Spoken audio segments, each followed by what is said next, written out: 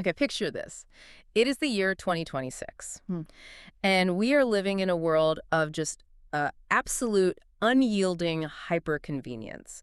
Your fridge is ordering your oat milk before you even know you're out. Right. Your smart glasses are translating languages in real time as you walk down the street. If you want to go on vacation, some algorithm usually tells you exactly where to eat, where to sleep, and, even where to stand to get the best photo. The perfect curated life. Exactly. But you have this itch, a very specific nagging itch to get off the grid, to get off the planet, effectively. You want that red dust, that absolute crushing silence, that feeling of being completely alien. The Mars fantasy. It's becoming a very real psychological need for people. I see that in the data. It really is. But I mean, Elon Musk isn't selling economy tickets to Mars just yet. Not yet. The wait list is huge. It's huge, the price is astronomical, and frankly, the catering probably isn't great. So what do you do? Where do you go when the world just feels too small, too loud, and way, way too connected? Well, looking at the stack of research we have here, and we have a lot of it, from travel logs to economic reports, the answer is pretty surprising. You don't look up to the stars. You look down. You look down, specifically to the bottom of the African continent. You go to Namibia. We are doing a deep dive today into what is effectively a road trip at the edge of the world. We're talking about Namibia specifically through the lens of travel in 2026. And I have to say, looking at these sources, digging into the logs and the forums, this is not just a vacation. It feels like an expedition. It feels like something you have to survive as much as you enjoy. It really does. And what's fascinating here is that despite all the technology we have now, I mean, we're talking about an era of smart glasses, Starlink integrated into rental rovers, seamless AI translation. All of it. Namibia remains this massive, stubborn outlier. It is a place that, just refuses to be tamed by convenience. It pushes back against the modern world. It's the closest alternative to Mars on Earth. We've got orange dunes that look like they were painted by a surrealist. We've got rhinos walking through landscapes that look like the surface of the moon. Yeah. And we have a level of isolation that I don't think most people in 2026 are actually ready for. That is the key point, the logistics gauntlet. If there's one thesis statement for this whole deep dive, it's that we need to look past the Instagram photos. Oh, absolutely. We need to look past the social media hype of people spinning in flowy dresses on top of a pristine dune and uncover the logistical reality of traveling through the oldest desert on Earth. Because the reality is gritty, it's dusty, and it's complicated. Because there are some serious surprises in here. I mean, first off, for a place that looks like a furnace, the sources say it freezes, like genuinely freezes at night. That's a big one that catches people off guard. Yeah. Hypothermia in the desert is a real thing. Wow.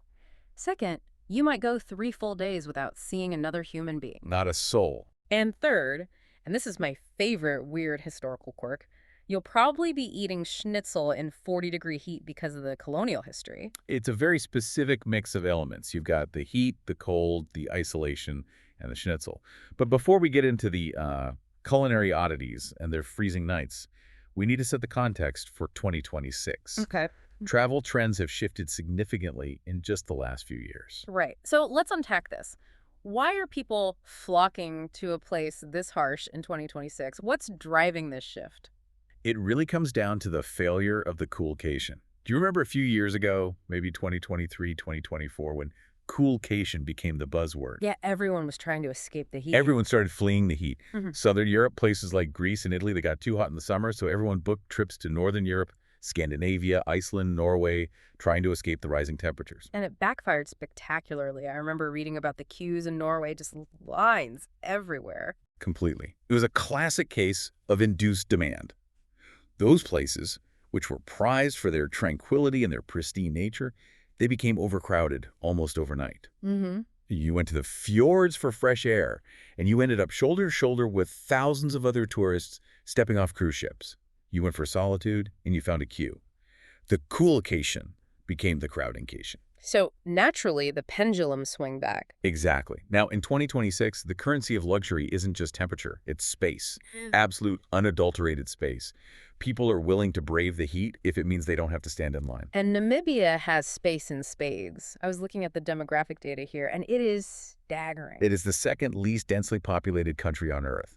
To give you a sense of scale, because numbers can be abstract. Yeah, break it down. Imagine the size of Texas, or, if you're thinking in European terms, combine France and Germany together. Okay, that's huge. That is the massive landmass we were talking about. Now, take the population of a single mid-sized city, about 3 million people, and scatter them across that entire area. That is mind-boggling. That means the density is virtually non-existent outside of the capital. Precisely. You could drive for hours, 4, 5, 6 hours, and seeing a car coming the other way is genuinely an event. Right. You wave, you check on them. It's an event because you are sharing this vast emptiness. It connects to this deep desire for disconnecting. I mean, in 2026, we are so hyper-connected. Your watch kings, your glasses are giving you notifications, your car is talking to you. We are constantly in a state of digital noise. But Namibia forces a disconnect that is incredibly rare in the modern era. And that's a crucial point, even with the tech upgrades. I saw you looking at the notes about the rental cars. Yeah, I saw some notes here about rentals coming with Starlink rovers now, like satellite internet built into the roof rack. They do. It's becoming standard for the high-end rentals. Yeah. But here is the catch. Even then, the signal drops. Right. The landscape swallows the signal. The mountains block the satellites. Or, more often, you just forget to check because the environment is so demanding. You are forced to be present in a way that is actually quite uncomfortable for modern people at first. I can imagine. We aren't used to looking at a horizon and just seeing nothing but horizon. That discomfort is interesting. It leads us to the expectation gap. I feel like this is where most people get tripped up. For sure. They see the photos, they hear Africa, and they immediately think safari. They think the Lion King. They think they're going to step off the plane and see a giraffe. And that is the biggest myth we need to bust right now. If you go to Namibia expecting a nonstop animal parade, Yeah. you are going to be disappointed. You might even be bored. So it's not the Serengeti. Not at all. And it's important to make that distinction clear for anyone planning this. If you want density, if you want to see a lion every 5 minutes, or vast herds of wildebeest covering the plain as far as the eye can see, you go to Kenya or Tanzania. You go to the Masai Mara. Namibia is different. Namibia is landscape first, animals second. That's a crucial distinction. It manages the disappointment before you even arrive. It does. I mean, think about the drive from the capital Windhoek down to the famous dunes at Sossusvlei. That's a 5 or 6 hour drive. Right. For 4.5 of those hours, you are mostly looking at rocks. Now, they are beautiful rocks. They're ancient geological masterpieces. Sure. They're folded mountains, vast gravel plains, changing colors from gray to purple to red. But they're rocks. You have to love the geology. You have to love the emptiness. You have to appreciate the scale. If you are only looking for a cheetah, you will miss the entire point of the country. The animals are there, but they're desert adapted. They're harder to find. They're spaced out because the water is spaced out. Speaking of missing the point, let's talk about Deadvlei. Because if there is one image that sells Namibia, it's Deadvlei. Oh, yeah. The white clay pan, the dead black camel thorn trees, the bright orange dunes behind them. It looks otherworldly. It looks like a Dali painting. It's iconic. It's probably one of the most photographed spots on Earth. But the audio reality, what people don't tell you in the captions, is that it's becoming a theme park queue. If you don't time it right, absolutely. Mm-hmm. It's a classic case of Instagram versus reality. Everyone wants that photo of themselves alone among the trees. Of course. But because everyone goes at the same time, usually mid-morning when the gates open for the general public, you end up standing in line. You're waiting for the person in the red dress to finish their photo shoot so you can take your turn. Which completely defeats the whole purpose of the Mars isolation vibe. You go to the end of the world and end up waiting in line behind an influencer. Completely. You have to understand the logistics to get that moment of silence. Otherwise, you're just standing in a very hot, very beautiful parking lot. And we'll get to the strategy on how to beat that queue later, because there is a hack. Yes, the gate hack. We will definitely cover that. But first, this brings us to the driving. Because getting to these places isn't like driving to the Grand Canyon. I think a lot of people assume, hey, I drive to work every day on the highway. I'm a good driver. I can handle a road trip. That is a dangerous assumption. In Namibia, that assumption gets cars rolled over. We are talking about gravel highways. Not just smooth dirt. No. We are talking about corrugated roads. Can you explain corrugated for someone who hasn't driven on them? Because it sounds technical, but the experience is very physical. Imagine driving over a washboard. Endless horizontal ridges in the road surface caused by the wind and the tires of previous trucks. Okay. When you drive over it, It vibrates the car so violently that conversation is impossible. It's just a deafening rattle. It is not uncommon for screws to physically vibrate out of the dashboard. I love the anecdote in the notes here about the host holding the dashboard together with their knees while driving to Solitaire. That is not an exaggeration. Yeah. That happens. That is the reality of the logistics gauntlet. Your teeth chatter. The mirrors shake so much you can't use them. Your fitness tracker thinks you're running a marathon because of the vibration. Wow. And in 2026, there's an added layer of difficulty. The rental fleets have aged. Why is that? Supply chain issues. The global car market has been tight for years. Import duties in Southern Africa are high, so the rental companies are holding on to cars longer. Right. In 2020, you might have gotten a car with 20,000 kilometers on it. In 2026, you might be getting a vehicle with 140,000 kilometers on the clock. So it's got some battle scars? It has rattles. The suspension is a bit softer, the Ah. gearbox is a bit looser, the air conditioning might have a personality of its own, so you're getting a vehicle with higher mileage, maybe a few more quirks than you'd expect for the price you're paying. So you need to lower your expectations of the vehicle and raise your expectations of the landscape. Precisely. You are paying for the capability of the truck, not the new car smell. You are paying for a tank that can handle the abuse. Okay, so let's get into the nitty-gritty, section 2, the logistics gauntlet. You've booked the ticket, you land at Hosea Kutako International Airport in Windhoek. It's a small airport, you step off the plane. What happens next? Well, if you're used to the U.S. or European style of rental, where you sign a piece of paper, they toss you the keys, and you're gone in 10 minutes, you are in for a massive shock. The notes say the handover takes 3 hours. Minimum 3 to 4 hours. And this is a crucial detail that ruins itineraries if you aren't ready for it. Okay. If you land at 2:00 p.m., you are not leaving Windhoek that day. Why does it take so long? What are they doing for 3 hours? Because this isn't just a rental, it's a survival course. Yeah. They literally teach you how to survive. Really? They walk you around the truck, they show you how to use the high lift jack, they teach you how to change a tire, which is a skill you will likely need. Because a flat tire isn't a maybe, it's a probably. Exactly. The rocks are sharp. They show you the second spare tire, because you always carry two. They explain the tire pressure gauge and how to deflate your tires for sand. They explain how to set up the pop-up tent on the roof. They check every single scratch on the chassis because the gravel just destroys the paint. It is a thorough, exhausting process. So if you land in the afternoon, you absolutely must stay in Windhoek. Absolutely. Do not try to drive at night. That is rule number 1. Animals are on the road. Kudu, warthogs, cows. The dust hangs in the air, so visibility is poor. You stay in Windhoek. And honestly, looking at the descriptions, Windhoek is an interesting transition point. It feels like a provincial German town that was just sort of dropped into the African bush. It's very surreal. You have Lutheran churches with distinct spires. You have street signs in German. You have bakeries selling pretzels and strudel. And then you look up and there are palm trees and the African sun beating down. It's a jarring mix. That German influence is strong. You've got the architecture, the language, and then you have places like Joe's Beer House. Ah, Joe's. It's a tourist trap, let's be honest. Every tourist goes there on their first night. But you have to do it right. But it's an institution. You almost have to go. It's this sprawling open-air pub filled with junk-old car parts, animal bones, vintage signs. It looks like a junkyard that serves food. And the menu is adventurous. Very. You sit there, you order a zebra steak or an oryx schnitzel. Wait, zebra steak? Is that? Yes, game meat is very common and sustainable there. It's free-range, organic meat. I see. You eat your zebra steak, which is actually quite lean and tasty. You drink a massive Windhoek lager, and you look around at all the other dusty travelers. It's the place where you mentally prepare for the road. You see the people just coming back, looking dusty and tired, but happy, and the people just arriving, looking clean and nervous. And then the next morning, you leave the city, you hit the B1 highway, and eventually you turn onto the gravel. And this is where the Google Maps lie comes in. I feel like this is a trap that catches everyone. It's the data point that gets people stranded or driving in the dark. You punch in your destination, say, Windhoek to Cesarium.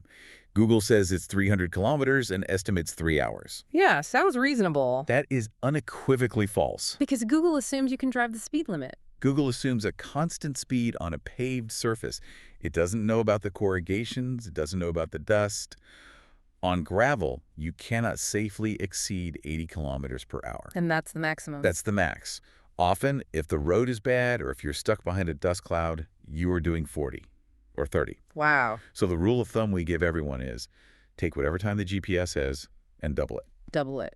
Wow, so a 3-hour drive is actually a 6-hour day. Yes. And you have to factor in stops for photos or just to stretch your legs because the vibration is exhausting. You need to decompress. And that leads to the exhaustion rule mentioned in the survival guide. Never plan more than 350 kilometers in a day. That is the golden rule. Driving on gravel requires hyperfocus. You aren't zoning out listening to a podcast, ironically. You are constantly scanning for potholes, for sharp rocks, for animals, for patches of loose sand that can flip the car. It's mentally draining. It is physically and mentally draining in a way that cruise control highway driving is not. After 350 kilometers, your reaction times drop. That's when accidents happen. So we've got the car, we know the rules. Now let's talk about the cost of this isolation, because looking at the financial breakdown, this isn't exactly a budget backpacking trip, is it? It depends on how you do it, but generally no. Inflation has hit Southern Africa in 2026. The exchange rates, USD, GBP, Euro, are still favorable against the Namibian dollar, but the hard costs are high. We have 3 tiers here, the backpacker, the mid-range, and the high-end. Let's break down the real experience first, the camping. This is the quintessential way to do it. Even if you have money, this is often the better way to see the country. Right. You're renting a double cab 4x4, usually a Toyota Hilux or a Ford Ranger, with a tent bolted to the roof. And sleeping on top of the car isn't just a gimmick, right? It's for safety. It keeps you away from the scorpions, the snakes, and the hyenas, yes. Yeah. It gives you a sense of security. But looking at the costs, the vehicle is the great equalizer. Whether you are budget or mid-range, you need that truck. Okay. In 2026, that truck costs about 140 to 180 USD per day. That is your biggest line item. That's steep before you even buy gas. That's over $2,000 for a 2-week trip just for the rental. Exactly, and gas is significant. Diesel's around $1.60 per liter. A standard 3,000-kilometer loop is going to cost you $600 to $800 just in fuel. The trucks are heavy, they have the aerodynamics of a brick, and the 4WD burns fuel. Okay, so if you're camping, you're paying campsite fees on top of that. Yes, but those are reasonable. About $20 to $40 per person per night. You're cooking pasta or barbecuing what they call a braai from supermarkets. So a 14-day trip, all in, comes out to roughly $2,500 to $3,000 per person. Which is significant, but for 2 weeks of adventure, I guess that's manageable. Now, what about the mid-range? This is where the notes get a little critical. They call it the unnecessary middle. That's a strong opinion, but I think it holds up. This is where you drive the truck, but instead of popping the tent, you stay in lodges or tented camps every night. And the price jumps massively. Massively, you're looking at $5,500 to $7,000 per person. And the verdict here is that it's not worth it. Why? The argument is that the lodges insulate you from the experience.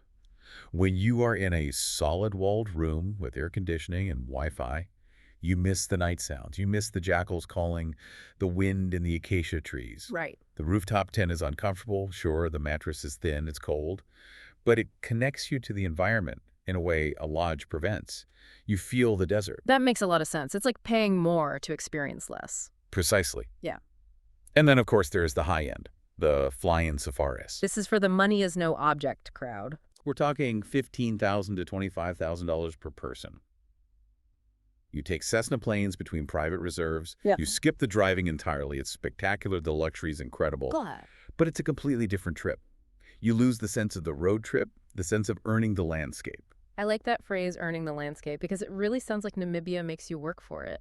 It does. I mean, it's expensive for Africa, but if you compare it to a road trip through the U.S. national parks, hotels, rental cars, eating out to raft, the value proposition in Namibia is the exclusivity.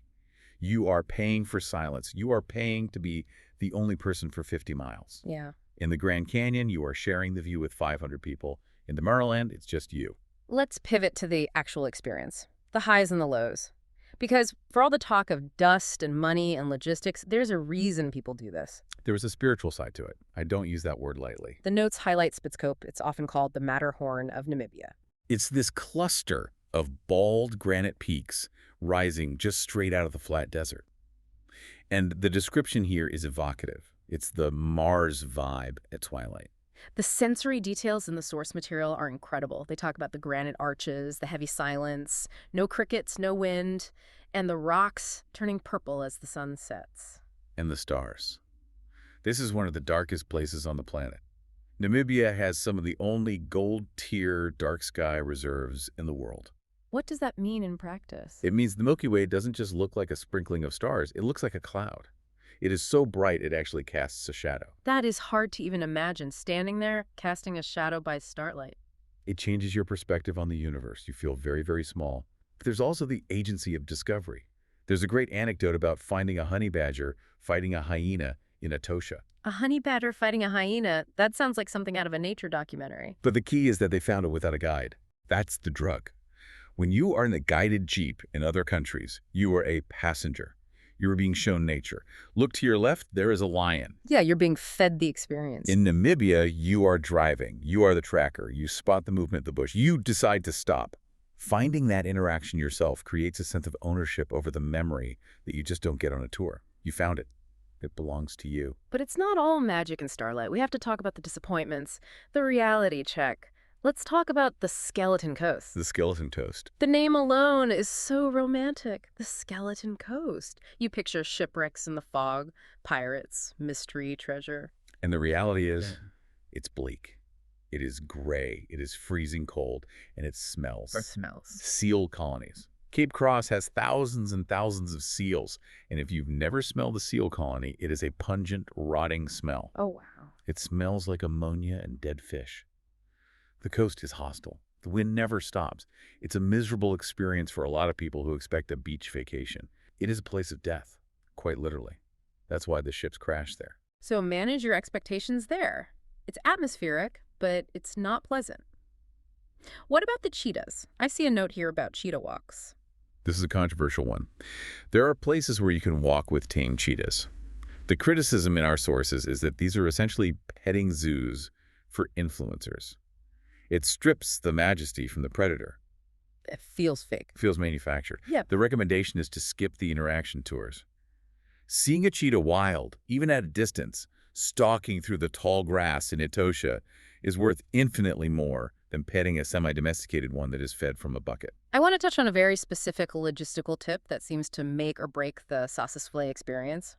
The gate panic. This feels like insider trading info. This is the most important strategic advice for the dunes. If you remember nothing else from this deep dive, remember this. Okay. The national park has two gates, an outer gate and an inner gate. The outer gate opens at sunrise. But if you want to be on the dune at sunrise, you can't be waiting at the outer gate. It's, what, 60 kilometers from the gate to the dune? Correct. If you wait at the outer gate, the sun is already up by the time you drive to the dunes. You miss the magic light. So how do you beat this system? You have to stay inside the park. There are only two places, Sesream Campsite or Sauce's Dune Lodge. Yeah. If you stay there, you're already inside the outer gate. You get access to the inner gate, which opens 1 hour before sunrise. That is huge. It gives you a 1 hour head start on the rest of the world. So staying outside means you're watching the sunrise from a car queue. A traffic jam. Staying inside means you're on the dune, alone, watching the shadows shift. It is the difference between a spiritual moment and a frustrating morning. Exactly. Book those campsites a year in advance if you have to. They sell out instantly. Let's move to Section 5, the survival guide. We've talked about the fun stuff. Now let's talk about keeping our listeners alive and comfortable. Because death by adventure isn't the goal. Safety in Namibia is unique. It's not about people. Once you leave Windhoek, crime is virtually non-existent. You don't worry about pickpockets in the desert. The danger is the environment. And the #1 killer is the single vehicle rollover. It happens constantly. We see it every season. Tourists get comfortable on the gravel. They've been driving for 3 hours. The road looks straight, so they speed up. They push it to 100 or 110 kilometers per hour. And then Then they hit a patch of loose sand or a deeper corrugation. The car drifts. They panic. They hit the brakes and overcorrect the steering wheel. The high center of gravity on the truck takes over, and they flip it happens that fast. in a split second.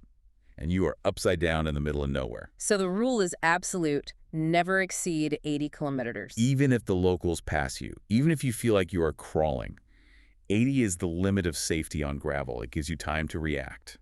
We mentioned the car choice earlier, but let's reinforce the sedan gamble. Why do people still try to rent VW Polos or small sedans? To save money, it's half the price of a Hilux. But it's a false economy. You will bottom out. The middle Manichi, the ridge of sand in the middle of the road, will scrape the bottom of your car for hours. You will puncture tires constantly because sedan tires aren't built for sharp rocks. And any Tosha. In Etosha, the grass is tall. If you are in a low sedan, you are looking at grass stems. If you are in a high-clearance 4x4, you are looking over the grass at the lions. So a high-clearance 4x4 is non-negotiable. Non-negotiable. Don't cheap out on the car. It is your lifeline. Now, environmental hazards. We talked about the heat, but the dust seems to be a major character in this story. It's omnipresent. It's like talcum powder. It gets everywhere. It gets in your teeth, your hair, your suitcase. The advice is to bring Ziploc bags for all your electronics. Cameras, phones, everything. Just bag everything. If you don't, the dust will get into the charging ports. It's conductive. It destroys them. You'll try to charge your phone on day 5 and it won't work. And the smell, it has a specific smell. They call it the perfume of the trip.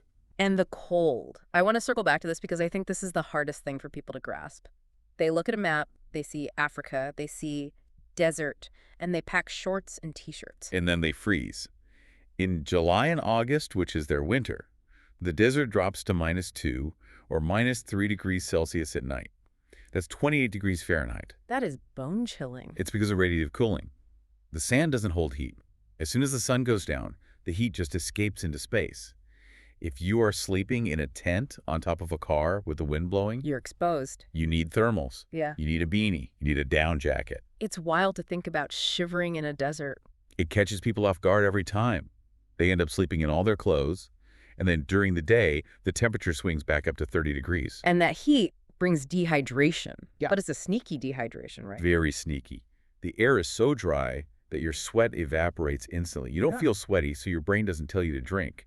You just get a headache, and then you faint. What's the rule for water? 3 liters of water per person per day. Non-negotiable. Plus a 5-liter emergency supply in the car that you never touch unless you break down. And finally, connectivity. We touched on Starlink, but the recommendation here is surprisingly analog. Tracks for Africa, physical paper maps. They are the gold standard.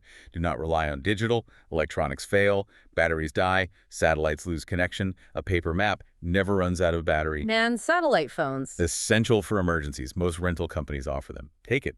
If you flip your car in Damaraland, you might be 100 kilometers from the nearest farmhouse. There is no cell signal. You need that sat phone to call for a medical evac. Okay, we've survived the cold, the dust, the corrugations, and the seal smells. We've seen the stars. Now comes the big question. Section 6. Is it worth it? It's a nuanced answer. It depends on who you are. It is not for everyone. Let's break it down by traveler profile. First up, couples. It is the ultimate relationship test. I call it the IKEA test on steroids. I can imagine. Trying to set up a tent in a sandstorm. Exactly. You are tired, you are dirty, you are hungry, you've been shaking in the car for 6 hours.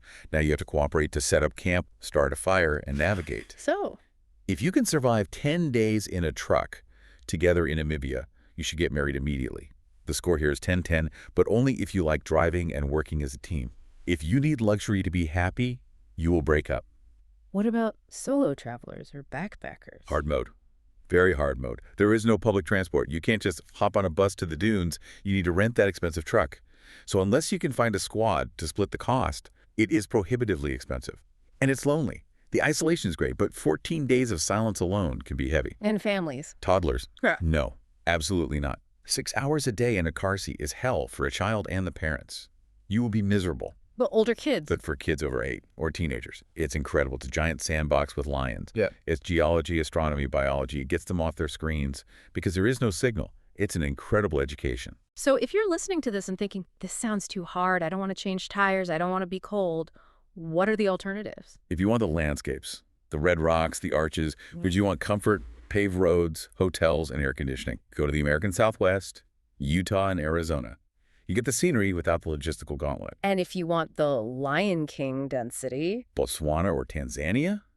Go to the Okavango Delta. It's lush, it's wet, and it is teeming with life. Namibia is the desert, Botswana is the garden. and for a shorter desert fix, like a weekend version. Wadi Rum in Jordan. You get the Mars vibe, the red sand, the silence, but you can do it in 2 days. You don't need a 2-week expedition. So, final thoughts. What is the verdict on Namibia in 2026? It is not a vacation. Mm. It is an adventure, and that distinction matters. If you want to relapse by a pool with a cocktail, don't go. You will hate it. Huh. But if you want to feel like the last person on Earth, if you want to be humbled by the scale of the planet, there's nowhere else like it. It changes you. The silence stays with you. When you come back to the city, to the noise, to the notifications, you miss that absolute quiet of the desert. You find yourself looking for that horizon. That is a powerful place to leave it. We often talk about travel as seeing new things, but Namibia seems to be about feeling a new way. Exactly. It puts humanity in perspective. It reminds us that we are very small and the earth is very old. And on that note, here's a provocative thought for you to mull over. We spend so much time looking down at our phones or looking ahead at the road. When was the last time you were in a place dark enough and silent enough to really look up? Not just to see a few stars, but to see the galaxy casting your own shadow on the ground. It's a perspective shift that only true isolation can provide. And in 2026, that isolation is the rarest luxury we have. Thanks for diving deep with us today. Safe travels.